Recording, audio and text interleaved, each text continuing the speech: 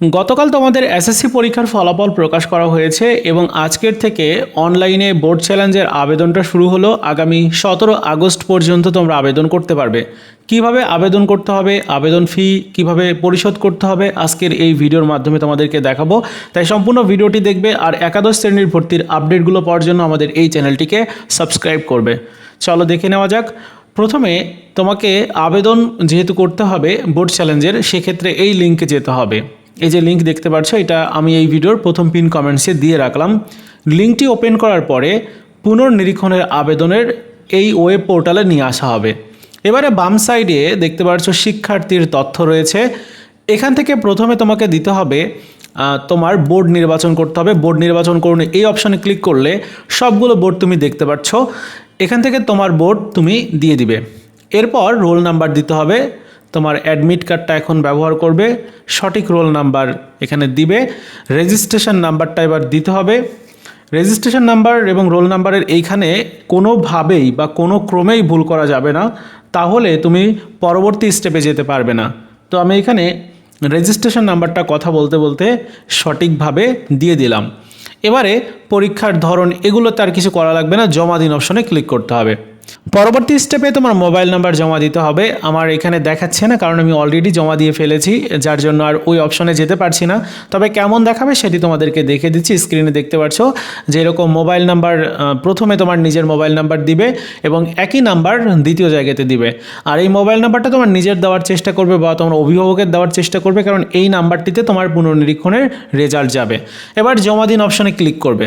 জমা দিন অপশনে ক্লিক করলে পরবর্তী স্টেপটিতে এখানে তুমি দেখতে পারবে সাবজেক্টগুলো রয়েছে।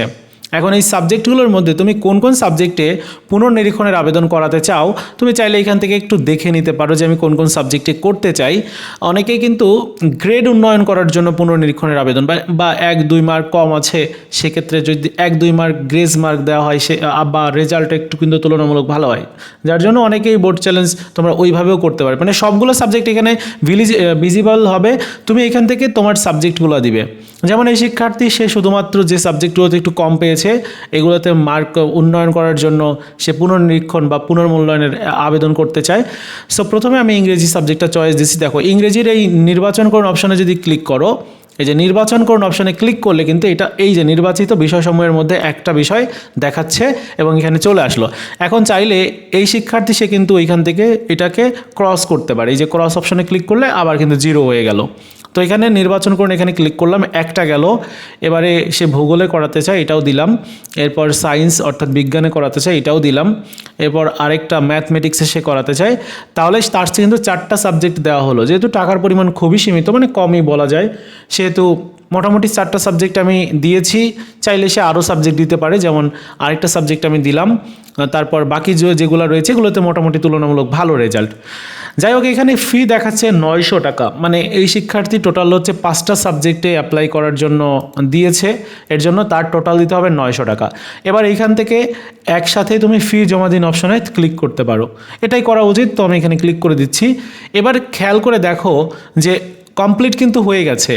এখন চাইলে এই শিক্ষার্থী সে কিন্তু এগুলো নির্বাচন যেগুলো করেছে এগুলো বাতিলও করতে পারে, মুছে ফেলতে পারে, আবার নতুন করে সে কিন্তু কাজ করতে পারে। আমি যেখানে মুছে ফেলুন অপশনে যদি ক্লিক করি তাহলে আবারও কিন্তু নির্বাচন করতে বলা হচ্ছে।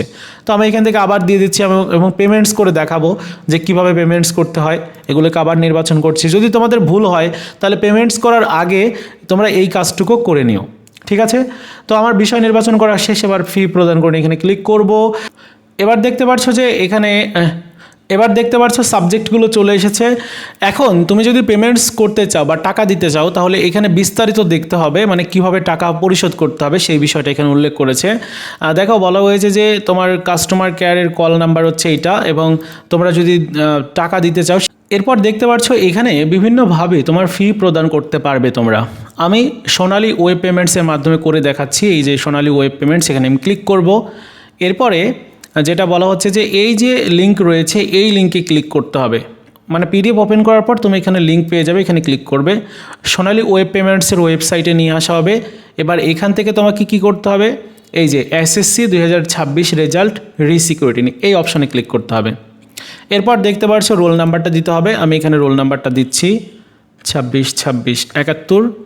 এরপর হচ্ছে বোর্ডের নাম সিলেক্ট করতে হবে, বোর্ডের নাম দিলাম, এরপর ইয়ার 2026 দেওয়া আছে। এবার কন্ট্যাক্ট মোবাইল নাম্বারটা দিতে হবে, যেটা বাধ্যতামূলক। এবার চেক অপশানে ক্লিক করব। চেক অপশানে ক্লিক করলে কি দেখাচ্ছে, যে এই শিক্ষার্থীর নাম দেখাচ্ছে, রোল নাম্বার দেখাচ্ছে এবং কত টাকা তার দিতে হবে সেটি দেখাচ্ছে। পেমেন্টস রিকোয়েস্ট, এখানে আমি ক্লিক করলাম। এবার ওকে বলা হচ্ছে, ওকে। এবার দেখো এখানে মোবাইল ব্যাংকিং রয়েছে, এখানে ক্লিক করবে। মোবাইল ব্যাংকিং বিভিন্ন, যেমন নগদ, বিকাশ, রকেট, এগুলোর মাধ্যমে দেওয়া যাবে। আমি বিকাশ দিয়ে দেখাচ্ছি, বিকাশের অপশানে ক্লিক করবে। এবার 900 টাকা দেখাচ্ছে, কনফার্ম অপশানে ক্লিক করবে। এবার লোডিং নিবে, লোডিং নেওয়ার পর এরপর হচ্ছে বিকাশ মোবাইল নাম্বারটা দিতে বলছে, তো আমি এখানে নাম্বারটা আবার একটু দিয়ে দিচ্ছি। তারপর পরবর্তী স্টেপটাতে যাব, এই যে কনফার্ম অপশানে ক্লিক করলাম। এরপর দেখো ওই বিকাশ নাম্বারটিতে একটা ওটিপি পাঠানো হয়েছে, সেই ওটিপিটা এখানে দিয়ে দিতে হবে। ওটিপিটা দেওয়ার পরে পরবর্তী কাজটা হচ্ছে যে তোমার এই বিকাশ নাম্বারের পিন নাম্বারটা দেওয়া। পিন নাম্বারটা দেওয়ার পর কনফার্ম দিলেই কিন্তু তোমার টাকাটা অটোমেটিক্যালি চলে যাবে এবং এই যে 9 টাকা ফিস কেটে নেওয়া হবে তোমার কাছ থেকে, এটা আর কি। তো এই ছিল পুনর্নিরীক্ষণের আবেদন করার প্রসেস বা পদ্ধতি, যেভাবে দেখালাম। আমি যেহেতু টাকা পেমেন্টস করে দেখাই না, এরকমভাবেই পেমেন্টস করতে হবে। সো যেহেতু আমার নির্দেশনা নেই, যার জন্য আমি পেমেন্টস করে দেখাইনি, তবে এভাবে তুমি তোমার বোর্ড চ্যালেঞ্জের আবেদনটা করতে পারবে। তো বন্ধুরা, এই ছিল আবেদন করার পদ্ধতি। ভিডিওটি ভালো লেগে থাকলে লাইকস, কমেন্টস, শেয়ার করবে।